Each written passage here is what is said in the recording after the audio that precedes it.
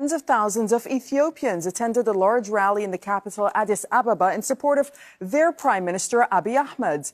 And that's where someone threw a grenade, killing at least one person and injuring more than 100 people. Victoria Gatenby has the latest.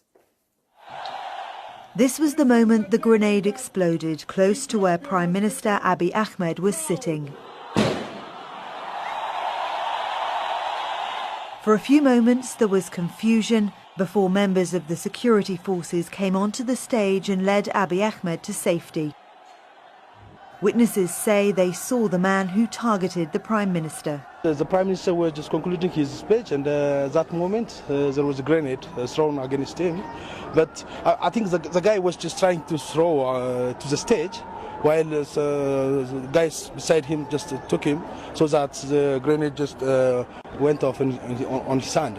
It was a bloody end to a day that had started with so much optimism.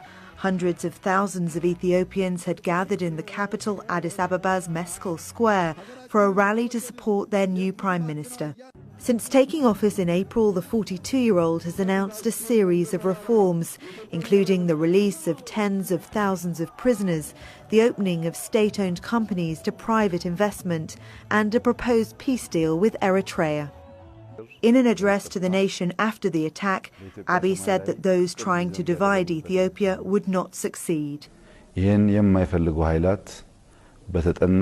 Certain groups planned and coordinated to destroy this large gathering, to kill innocent people and to spill blood on our streets. They have tried very hard, but their entire plot has failed.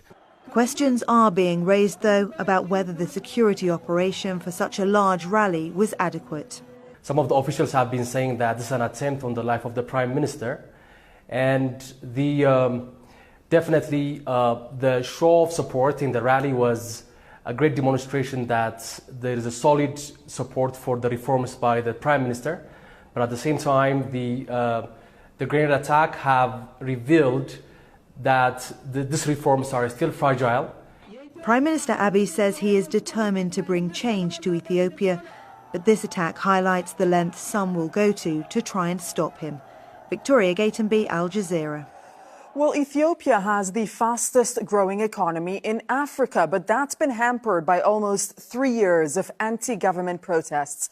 They started in the Oromia region in late 2015, initially over land use, but quickly spread to other areas and took in issues like the release of political prisoners and greater involvement in the political process.